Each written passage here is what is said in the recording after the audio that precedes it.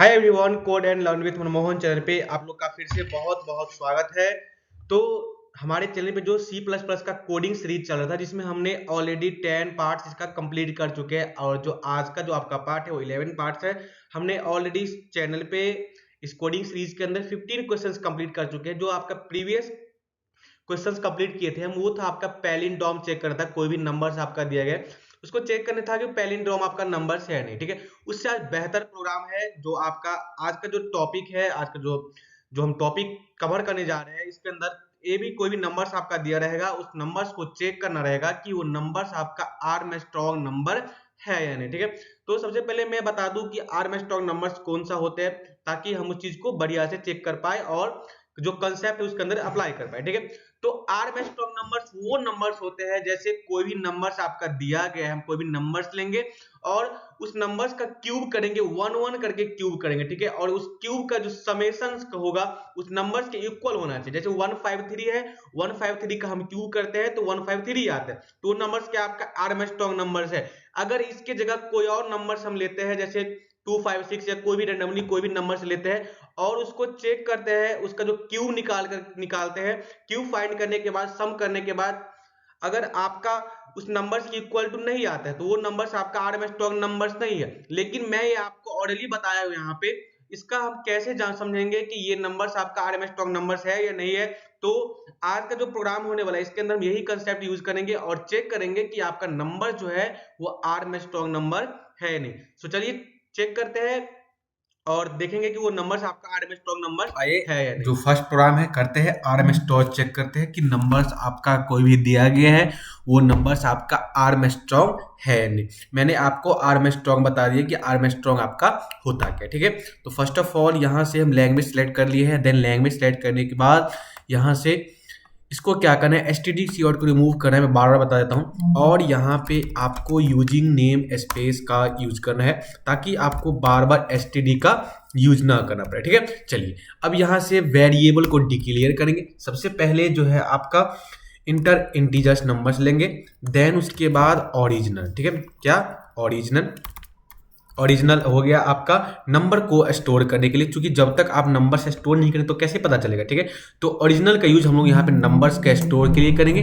Then some का भी use करेंगे, ठीक है। सम इज इक्वल टू क्या होना चाहिए, 0 होना चाहिए, ठीक है। अब यहाँ पे सब यहाँ पे ठीक है। एंड डिजिट का यूज हम लोग क्यों करेंगे, डिजिट का यूज जो एक डिजिट जो लेंगे तो उसके लिए यूज करेंगे, ठीक है। एक डिजिट के लिए निकालने के लिए इसका यूज करते हैं, ठीक है। एंड सम का यूज जो क्यूब का जो हम सम होगा, जो क्यूब बनाएंगे उसका जो सम होगा उसके लिए सम का यूज करते हैं। ओके चलिए अब यहां से डिजिट हो गया, ठीक है। वेरिएबल हमारा डिक्लेयर हो गया। अब क्या करेंगे, सी आउट करेंगे। सी आउट इसमें क्या होगा, एंटर ए नंबर, ठीक है। एंटर ए नंबर, ठीक।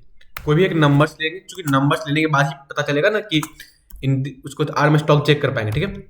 Enter a number. चलिए अब यहाँ पे एक कंसेप्ट यूज करेंगे, original equal to n. Original मतलब जो नंबर्स हमको स्टोर करना है उसके लिए, तो ये नंबर एन के बराबर होगा, ठीक है। चलिए अब यहाँ से वाइल लूप का यूज करेंगे। वाइल लूप का मैं बार बार बताता हूँ, n is not equal to आपका 0। जो कोई भी नंबर्स हम लेंगे वो 0 के इक्वल होना चाहिए, ठीक है। वो 0 से ग्रेटर होना चाहिए। ओके चलिए अब यहाँ पे digit is equal to 10%, sorry digit n percentage 10। अब इसका यूज हम लोग इसलिए करते हैं क्योंकि जैसे कोई भी नंबर्स लिया गया तो उसका लास्ट डिजिट को निकालने के लिए इसका यूज करते हैं। जस्ट लाइक मैंने 153 लिया, तो 153 के लास्ट में आपका यहाँ पे देखिए, जूम करता हूँ, ये आपका लास्ट में क्या है, तो 3 है, ठीक है। तो इसको निकालने के लिए हम यहाँ पे इस कंसेप्ट का यूज करते हैं, एन मॉडुलस 10 का, ठीक है, ताकि जो लास्ट का जो डिजिट हो उसको निकाल सके। अब एक एक करके जो लास्ट जैसे पहले होगा तो आपको 3 को रिमूव करेंगे, फिर 5 रिमूव होगा, देन 1 रिमूव होगा, तब जाके पता चलेगा कि जो क्यूब हम निकाले हैं किसी भी डिजिट का, उसका सम करने के बाद आपका ये 153 आ रहा है या नहीं आ रहा है। अगर ये चीज 153 इक्वल टू आया तो वो आपका आर्मस्ट्रॉन्ग नंबर होगा। देन जो आपका नहीं आएगा इक्वल टू, वो आपका आर्मस्ट्रॉन्ग नंबर नहीं होगा। तो इसी में हम चेक करेंगे कि आर्मस्ट्रॉन्ग नंबर कौन सा है और कौन सा नहीं। फर्स्ट ऑफ ऑल ये हम यहाँ पे जो आपका कंसेप्ट है यूज किए हैं डिजिट्स का, एंड देन अब लास्ट यहाँ पे ये हो गया। फिर सॉरी, अब ठीक है, यहाँ पे sum is equal to sum plus, इसमें क्या होगा देखिए, अब सम का इक्वल क्या, सम में क्या क्या आएंगे, तो सबसे पहले जो सम होगा वो प्लस होंगे, प्लस क्यूब जो होगा आपका, क्यूब तीनों का क्यूब निकालेंगे, डिजिट का हम क्यूब निकालेंगे, कोई भी तीन डिजिट है सबका क्यूब निकालेंगे। क्योंकि आर्मस्ट्रॉन्ग में आपको बताया हम कि जितना भी नंबर्स दिया हर एक नंबर्स का क्यूब निकाले के उसको सम करना है, ठीक है। तो डिजिट इंटू फिर से digit into n line then digit, ठीक है। चलिए, तो ये है आपका का कंसेप्ट। अब यहां पे n is equal to n, फिर से डिवाइडेड बाय 10, ये हो गया लास्ट डिजिट को निकालने की, ठीक है, जैसे ऊपर में यूज किए थे उसी के अकॉर्डिंग। अब यहां से एक और कंसेप्ट लगाएंगे, अगर इफ सम जो है आपका वो इक्वल टू हो गया ओरिजिनल वैल्यू का, ओरिजिनल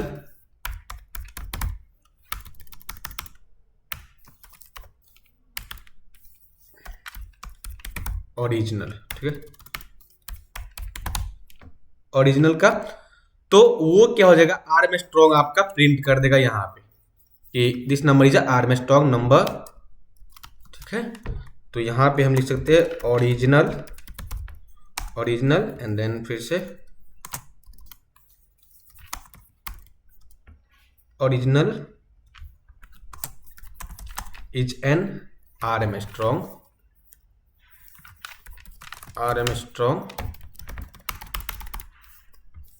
नंबर,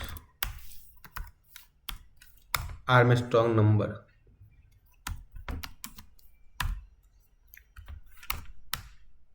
ठीक है।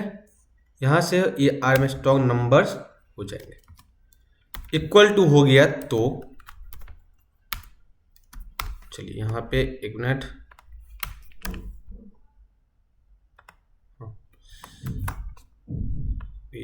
ठीक है। अगर ऐसा नहीं हो तो ऐसे, तो ये फिर क्या हो जाएगा, इक्वल टू नहीं हुआ तो ये फिर क्या प्रिंट कर देगा आपका कि original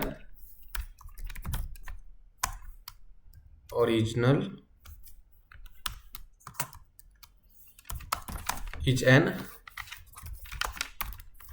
not Armstrong number. Armstrong number ये नहीं होगा, क्योंकि जो आपका क्यूब हम फाइंड करेंगे, क्यूब आपका सम के इक्वल, जो आपका नंबर्स दिया गया उसके इक्वल हो गया इसका सम, क्यूब का सम, तो वो क्या होगा आपका आर्मस्ट्रॉन्ग नंबर होगा। बट जो आपका इक्वल टू नहीं हुआ वो आर्मस्ट्रॉन्ग नंबर्स नहीं होंगे, ठीक है। तो उसी को चेक करते हैं यहाँ पे,